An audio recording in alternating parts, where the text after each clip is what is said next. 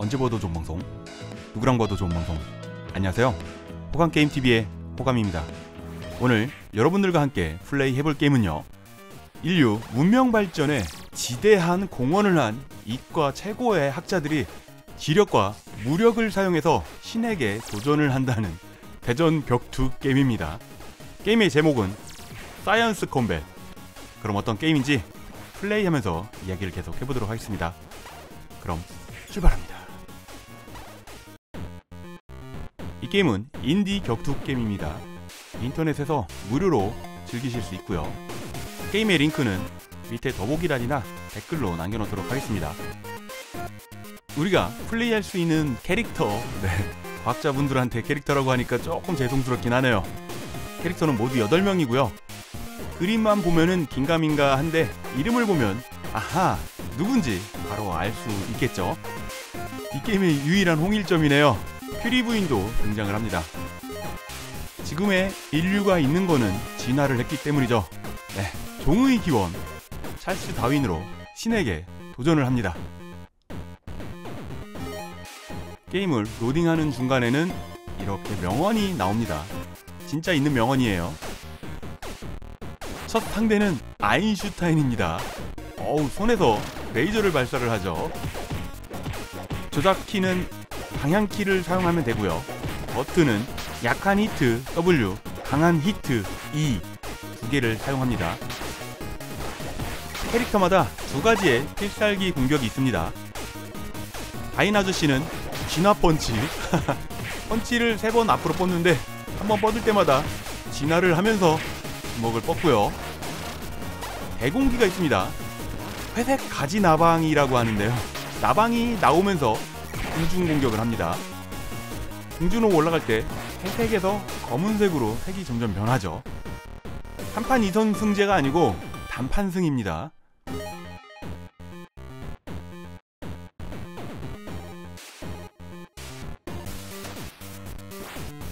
동일 캐릭터전도 있죠. 그런데 복장이 둘이 똑같습니다. 색깔이 똑같으니까 움직이다가 조금 헷갈릴 수 있겠는데요. 우리는 이 정도는 충분히 극복하면서 게임을 할 수 있고요. 스테이지의 배경을 보니까 여기는 찰스 다윈이 연구를 많이 했었던 태평양의 섬 갈라파고스 제도로 보여지고요. 단판 승부다 보니까 게임이 굉장히 빨리빨리 진행이 되네요. 다음 상대는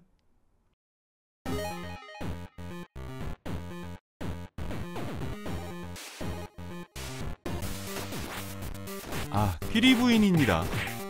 방사능 연구를 많이 하셨던 분이기 때문인지 손이 파랗게 빛이 나고 있고요. 파란 손으로 장풍을 날립니다. 장풍의 이름은 리디움 그리고 승용권의 이름은 폴로늄이라고 합니다. 방사능을 이용한 공격을 하고 있죠. 퓨리 부인이 단명을 했을 거라고 많이들 생각하시던데요, 66세까지 살았다고 합니다. 그 당시 프랑스 여성의 평균 수명은 65세니까 66이면은 방사능에 피폭되고도 굉장히 장수했다고 볼 수 있습니다.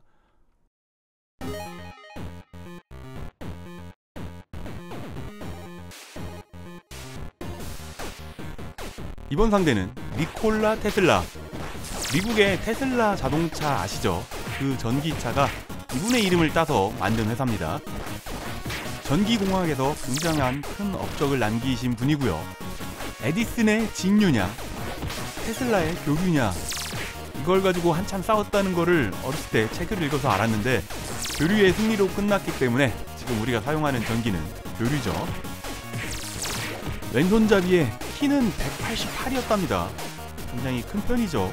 거기다가 꽃미남에다가 옷도 잘 입고 다녀서 여자한테 인기가 굉장히 많을 것 같았지만 평생 솔로였답니다.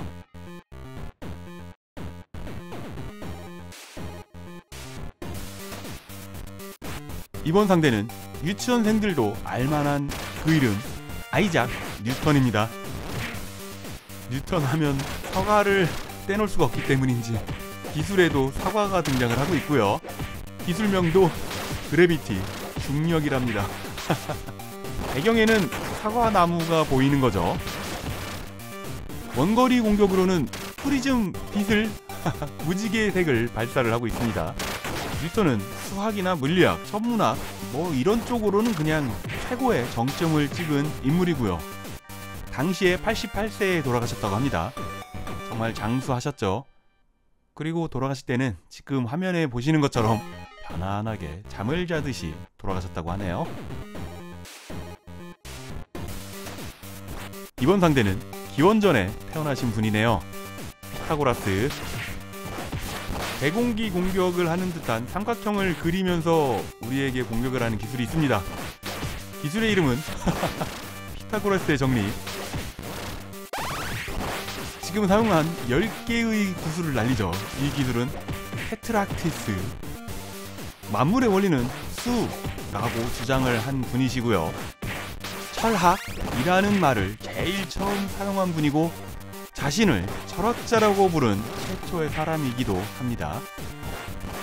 우리는 중학교에 들어가면서부터 이분의 이름을 자연스럽게 알게 되기도 했죠. 아마 이분의 이름이 언급되면서부터 수학을 포기하시는 분들이 속출하기 시작하지 않았을까요? 게임의 조작감은 그렇게 좋은 편은 아닙니다. 그렇다고 난이도가 높은 게임도 아니에요. 게임에서 제일 막내입니다. 스티븐 호킹 박사님. 이분은 공격 기술이 2개가 아니고요. 이동 기술과 공격 기술 하나씩 있습니다. 일단 우리한테 블랙홀을 만들어서 보내는 블랙홀 공격이 있고요.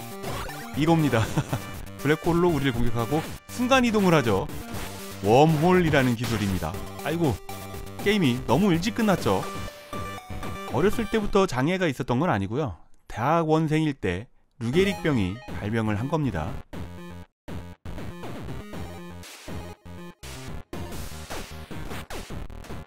이번 상대는 앨런 레시슨 튜링입니다. 저 뒤에는 거대하긴 하지만 컴퓨터가 있죠. 컴퓨터 과학의 아버지라고 불리는 분이고요. 2차 세계대전 때 독일군의 애니그마 암호 해독을 하신 분입니다. 영화로도 나왔죠. 이미테이션 게임. 영화 참 재밌게 봤습니다. 포스터에 등장한 암호 해독기 컴퓨터가 이 게임의 배경으로 등장을 한 거군요. 공격 기술입니다. 리모컨으로 로봇을 불러가지고 우리를 공격을 하죠. 체력 회복 기술도 있는데 안 보여주네요. 네, 잠시 생각하는 모션을 취하면은 체력을 회복도 합니다. 이렇게 해서 7명의 과학자들을 다 쓰러뜨렸고요. 이제는 신과의 대결입니다. 너는 흙에서 왔으니 흙으로 돌아갈 것이다. 갓입니다. 이 게임의 최종 보스고요. 순간 제우스로 변해서 우리에게 번개를 내리고, 어이구, 가네샤 코끼리 닮은 신이죠. 인도. 그리고 망치로 내려치는 신은 토르이죠. 토르. 과학은 정말 빠르게 발전을 하지만 아직도 우리가 모르는 영역이 많이 있기 때문에 그 부분을 신의 영역이라고 부르죠. 신만이 알 것이다 라고 합니다. 정말 인간 과학의 발전은 신에 대한 도전일까요? 어쨌거나 여기까지 온 이상 신에게 도전을 해서 승리를 해보도록 하겠습니다. 신과도 단판 승부입니다. 엔딩이 있나요? 엔딩이 따로 있는 건 아니고요. 이렇게 글자로 알려줍니다. 과학은 두려움을 물리친다. 네, 맞는 말이죠. 축하합니다. 당신은 반계몽주의와 싸워 승리했고 과학을 진보시켰습니다. 여기 밑에 링크 누르면은요, 이 사이트를 알려주나 봅니다. 저는 안 눌러봤습니다. 이렇게 해서 엔딩을 봤고요. 10분도 안 걸리는 플레이 타임입니다.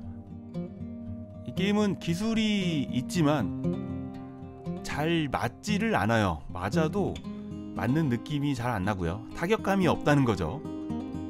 그리고 기술 사용 후에 다른 기술을 사용하면 바로 발동을 합니다.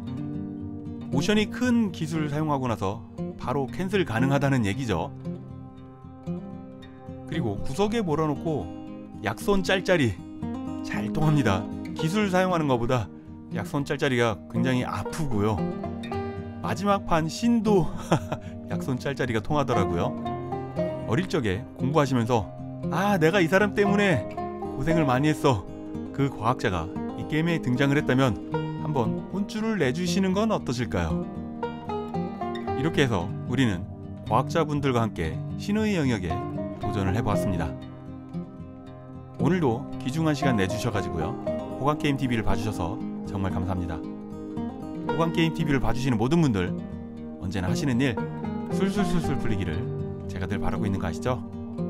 저는 최대한 빠른 시간 내에 재밌는 게임 가지고요 금방 돌아오도록 하겠습니다.